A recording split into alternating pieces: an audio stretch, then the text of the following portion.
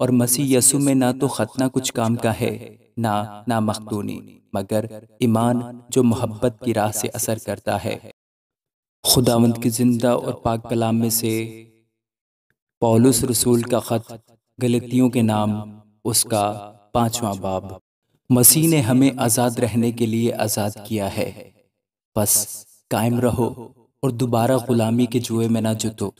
دیکھو، میں پولس تم سے کہتا ہوں کہ اگر تم ختنہ کراؤ گے تو مسیح سے تم کو کچھ فائدہ نہ ہوگا، بلکہ میں ہر ایک ختنہ کرانے والے شخص پر پھر گواہی دیتا ہوں کہ اسے تمام شریعت پر عمل کرنا فرض ہے۔ تم جو شریعت کے وسیلہ سے راست باز ٹھہرنا چاہتے ہو، مسیح سے الگ ہو گئے اور فضل سے محروم، کیونکہ ہم روح کے باعث ایمان سے راست بازی کی امید پر آنے کے منتظر ہیں۔ اور مسیح یسوع میں نہ تو ختنہ کچھ کام کا ہے نہ مخدونی، مگر ایمان جو محبت کی راہ سے اثر کرتا ہے۔ تم تو اچھی طرح دوڑ رہے تھے۔ کس نے تمہیں حق ماننے سے روک دیا؟ یہ ترغیب تمہارے بلانے کی طرف سے نہیں ہے۔ تھوڑا سا خمیر سارے گندے ہوئے آٹے کو خمیر کر دیتا ہے۔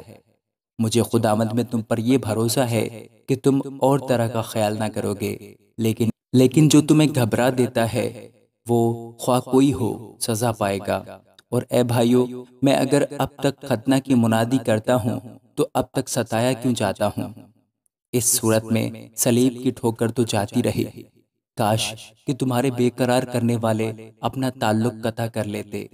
اے بھائیو، تم آزادی کے لیے بلائے تو گئے ہو، مگر ایسا نہ ہو کہ وہ آزادی جسمانی باتوں کا موقع بنے، بلکہ محبت کی راہ سے ایک دوسرے کی خدمت کرو، کیونکہ ساری شریعت پر ایک ہی بات سے پورا عمل ہو جاتا ہے، یعنی اس سے کہ تو اپنے پڑوسی سے اپنی مانند محبت رکھ۔ لیکن اگر تم ایک دوسرے کو کاٹتے اور پھاڑے کھاتے ہو تو خبردار رہنا کہ ایک دوسرے کا ستیہ ناش نہ کر دو۔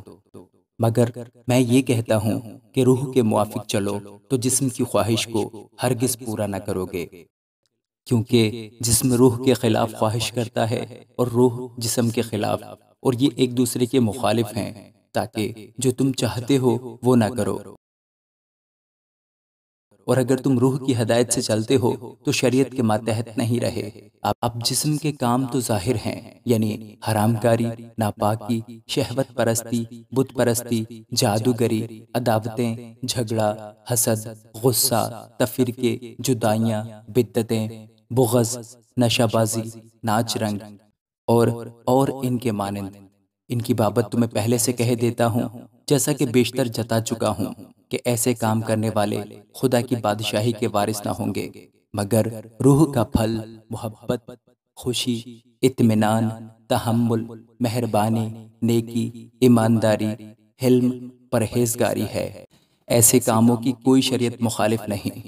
اور جو مسیح یسوع کے ہیں، انہوں نے جسم کو اس کی رغبتوں اور خواہشوں سمیت صلیب پر کھینچ دیا ہے۔